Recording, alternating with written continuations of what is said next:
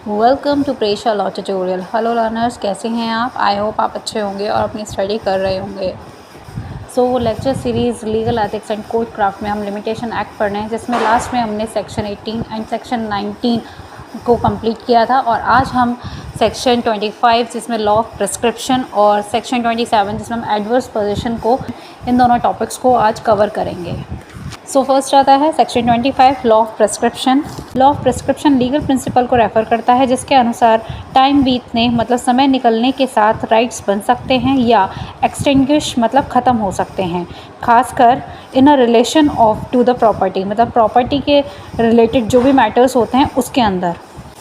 In a Indian context section 25 of the limitation act 1963 इसके अंदर जो लिमिटेशन पीरियड की एक्सपायरी के कारण राइट टू प्रॉपर्टी के एक्सटिंग्विशमेंट मतलब ख़त्म होने के एस्पेक्ट से रिलेटेड ये सेक्शन है। प्रिस्क्रिप्शन का जो कॉन्सेप्ट है ये इस बात पर बेस्ड है कि कुछ कंडीशंस के अंडर जो प्रॉपर्टी पर लॉन्ग और अनइंटरप्टेड पोजेशन से लीगल ओनरशिप की इस्टेब्लिशमेंट होती है, जबकि प्रिस्क्राइब टाइम के लिए प्रॉपर्टी के जो राइट्स हैं अगर वो नेगलेक्ट किए जाते हैं तो एज अ रिज़ल्ट उनका जो राइट है मतलब जिसका प्रॉपर्टी पे राइट है उसका राइट एक्सटिंक्शन मतलब वो खो जाता है। नेक्स्ट आता है की element of the section 5 of the limitation act. First आता है एक्सटिंग्विशमेंट ऑफ राइट।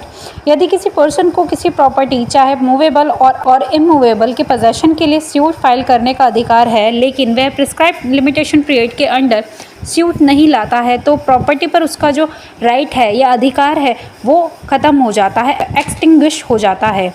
अगर हम इन अदर वर्ड्स में कहें तो न केवल स्यूट फाइल करने का जो राइट है वो बेयर्ड होता है, वो वर्जित हो जाता है, बल्कि लिमिटेशन पीरियड ख़त्म होने के बाद प्रॉपर्टी में पर्सन का ओनरशिप या इंटरेस्ट भी लीगली न्यूलिफाइड मतलब शून्य हो जाता है।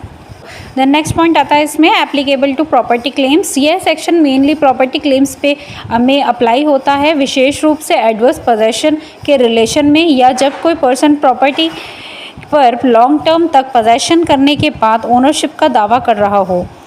फॉर एग्ज़ाम्पल, यदि कोई पर्सन लिमिटेशन पीरियड आमतौर पर रिमूवेबल प्रॉपर्टी के लिए 12 ईयर्स है, इसके अंडर एडवर्स पोजेशन से प्रॉपर्टी का पोजेशन लेने में फेल रहता है तो उसका ओनरशिप राइट एक्सटिंग्विश मतलब समाप्त हो जाता है मतलब ख़त्म हो जाता है।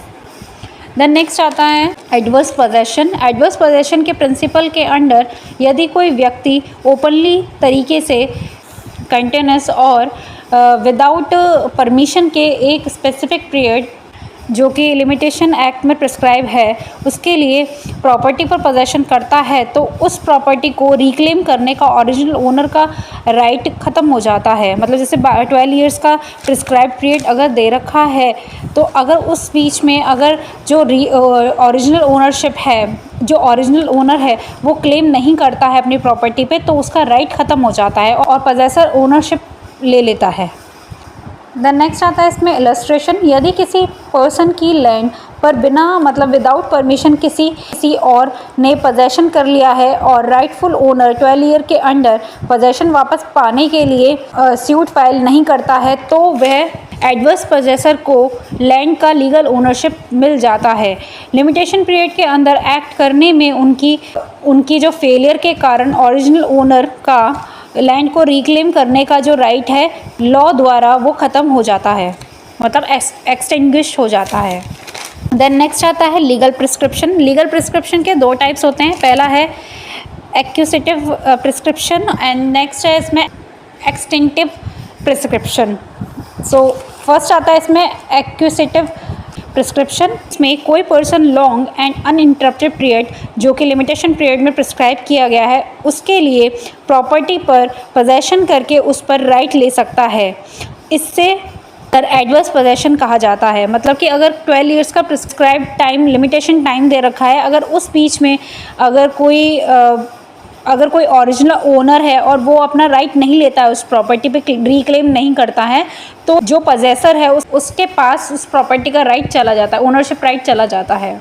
नेक्स्ट आता है एक्सटिंक्टिव प्रिस्क्रिप्शन। यह राइट के एक्सटिंग्विशमेंट से रिलेटेड है। यदि ओनर लिमिटेशन पीरियड के अंदर अपने राइट्स का दावा नहीं करता है तो वे अधिकार परमानेंटली लॉस्ट हो जाते हैं। सो फर्स्ट वाले में बताया था कि जो पोजेसर है वो ओनरशिप एक्वायर कर लेता है, वो कॉन्सेप्ट उस फर्स्ट वाले टाइप में बताया था। और देन नेक्स्ट जो टाइप है जो एक्सटिंक्टिव प्रिस्क्रिप्शन के बारे में जिसमें बताया, इसमें इसके अंदर एक्सटिंग्विश से रिलेटेड है। इसमें ये बताया है कि जो ओनरशिप लिमिटेशन पीरियड है उसके अंदर अगर राइट्स का दावा नहीं करते हैं तो जो उसका अधिकार है, मतलब ओरिजिनल ओनर का जो अधिकार है वो परमानेंटली लॉस्ट हो जाता है।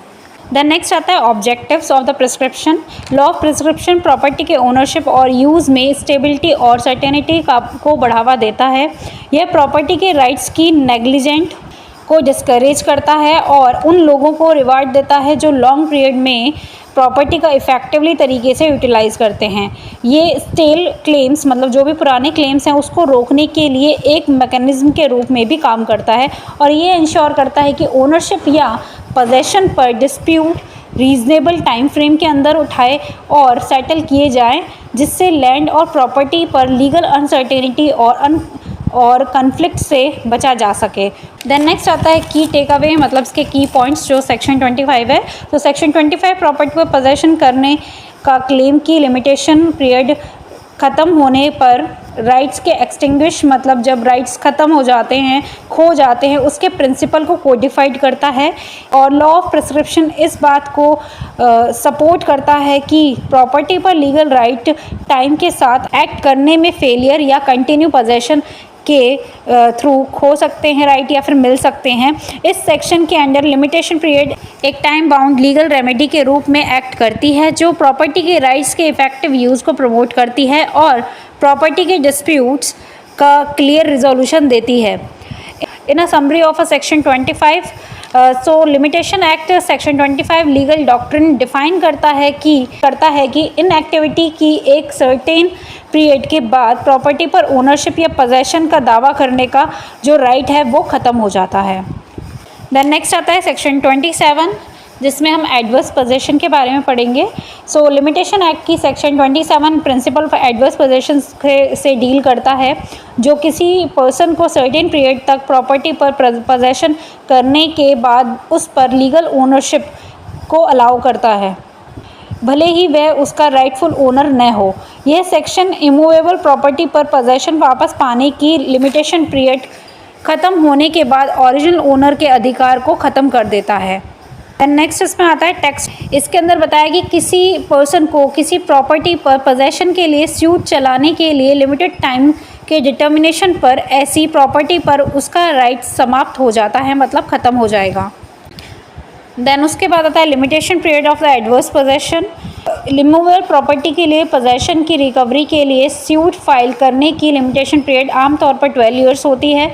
यह पीरियड उस टाइम से शुरू होती है जब राइटफुल ओनर को डिस्पोजेस्ड, मतलब बेदखल कर दिया जाता है या जब एडवर्स पोजेसर प्रॉपर्टी पर कंट्रोल कर लेता है। गवर्नमेंट प्रॉपर्टी के लिए लिमिटेशन पीरियड 30 ईयर्स है। देन नेक्स्ट आता है एडवर्स पोजेशन। एडवर्स पोजेशन तब होता है जब कोई पर्सन किसी अदर पर्सन की प्रॉपर्टी ओपनली, कंटिन्यूस और विदाउट परमिशन के लिमिटेशन पीरियड की एंटायर ड्यूरेशन के लिए पोजेशन करता है। पोजेशन ट्रू ओनर के राइट्स के प्रतिकूल होना चाहिए, मतलब एडवर्स होना चाहिए। पोजेशन एक्सक्लूसिव, अनइंटरप्टेड और एडवर्स पोजेसर को ऐसा बिहेवियर करना चाहिए जैसे कि वे प्रॉपर्टी के ट्रू ओनर है। देन नेक्स्ट आता है effect of expiry of limitation period, जिसका मतलब है कि लिमिटेशन पीरियड के जो एक्सपायरी है उसका क्या इफेक्ट पड़ता है। जब पोजेशन के लिए सूट फाइल करने का लिमिटेशन पीरियड ख़त्म हो जाता है तो प्रॉपर्टी पर ओरिजिनल ओनर का राइट लीगली एक्सटिंग्विश, मतलब ख़त्म हो जाता है और एडवर्स पोजेसर को ओनरशिप गेन हो जाती है। ओरिजिनल ओनर के पास अब प्रॉपर्टी के रिक्लेम करने का कोई लीगल राइट नहीं रह जाता है और एडवर्स पोजेसर लॉफुल ओनर बन जाता है। देन नेक्स्ट आता है इलस्ट्रेशन। यदि कोई पर्सन ओनर्स पोजेशन के बिना लैंड के किसी पीस पर, मतलब या पीस ऑफ लैंड पर पोजेशन करता है और राइटफुल ओनर 12 ईयर्स के अंडर प्रॉपर्टी को रिकवर करने के लिए लीगल एक्शन नहीं लेता है तो एडवर्स पोजेसर एडवर्स पोजेशन के थ्रू लैंड की ओनरशिप का क्लेम कर सकता है। लिमिटेशन पीरियड के एक्सपायरी होने के बाद प्रॉपर्टी पर ओरिजिनल ओनर के राइट एक्सटिंग्विश, मतलब ख़त्म हो जाते हैं और ओरिजिनल ओनर इसे रिक्लेम नहीं कर सकता है। देन नेक्स्ट आता है की एलिमेंट ऑफ सेक्शन 27। यदि किसी प्रॉपर्टी का rightful owner prescribed limitation period के अंडर पोजेशन के लिए सूट फाइल नहीं करता है तो प्रॉपर्टी को रिकवर करने का ओनर का राइट एक्सटिंग्विश मतलब ख़त्म हो जाता है। एडवर्स पोजेशन वाला पर्सन यानी लीगल ओनर की परमिशन के बिना प्रॉपर्टी पर पोजेशन करने वाला पर्सन मतलब जो एडवर्स पोजेसर है वो एडवर्स पोजेशन की रिक्वायरमेंट को पूरा करने के बाद ओनरशिप क्लेम कर सकता है। देन नेक्स्ट आता है condition for adverse possession. Adverse possession के थ्रू सक्सेसफुली ओनरशिप का क्लेम करने के लिए फॉलोइंग कंडीशंस को पूरा किया जाना चाहिए। सो पहला आता है एक्चुअल पोजेशन। एडवर्स पोजेसर के पास प्रॉपर्टी पर फिजिकल कंट्रोल होना चाहिए। इसका मतलब है कि उन्हें लैंड का यूज़ या और ऑक्यूपाई इस तरीके से करना चाहिए कि वो विजिबल और टेंजिबल हो। देन नेक्स्ट आता है हॉस्टाइल पोजेशन राइटफुल ओनर के लिए विदाउट परमिशन और उनके इंटरेस्ट के अगेंस्ट होना चाहिए। एडवर्स पोजेशन को प्रॉपर्टी को अपना मानना चाहिए मतलब उसकी ओन प्रॉपर्टी मानना उसे चाहिए। ओरिजिनल ओनर के राइट्स का ओपनली तौर पर डिफाइन मतलब उसके राइट को वॉयलेट करना चाहिए मतलब जो ओरिजिनल ओनर है उसका राइट जो है वो डिफाइन करना चाहिए। नेक्स्ट आता है open and notorious possession owner और पब्लिक के लिए विजिबल और ऑब्वियस मतलब क्लियर होना चाहिए। एडवर्स पोजेसर को इस तरह से एक्ट करना चाहिए जैसे कि वे ओरिजिनल ओनर है मतलब जैसे कि वे ओरिजिनल मतलब ट्रू ओनर है ताकि राइटफुल ओनर को पोजेशन के बारे में पता चल सके। देन नेक्स्ट आता है continuous and uninterrupted possession. Adverse possessor के बिना किसी इंटरप्शन के पूरी स्टेचुरी पीरियड के लिए पोजेशन बनाए रखना चाहिए। यदि ओरिजिनल ओनर प्रॉपर्टी को रिक्लेम करता है या पोजेशन इंटरप्टेड होता है तो टाइम रीसेट हो जाता है। देन नेक्स्ट आता है एक्सक्लूसिव पोजेशन। एडवर्स पोजेसर के पास प्रॉपर्टी पर एक्सक्लूसिव कंट्रोल होना चाहिए जिसका अर्थ है कि स्टेचुरी पीरियड के दौरान राइटफुल ओनर सहित कोई भी अदर पर्सन लैंड का यूज़ या शेयरिंग नहीं कर रहा है। देन नेक्स्ट आता है इसके की पॉइंट्स या हम कह सकते हैं इंपॉर्टेंट जो पॉइंट्स हैं। Section 27 of the limitation act में एडवर्स पोजेशन को जो किसी पर्सन को मूवेबल प्रॉपर्टी का लीगल ओनरशिप एक्वायर करने के लिए अलाउ करता है यदि उन्होंने स्टेचुरी पीरियड प्राइवेट लैंड के लिए 12 ईयर और गवर्नमेंट लैंड के लिए 30 ईयर्स के लिए ओपनली कंटिन्यूस और हॉस्टाइली तरीके से मतलब गलत तरीके से उसे ऑक्यूपाई किया है।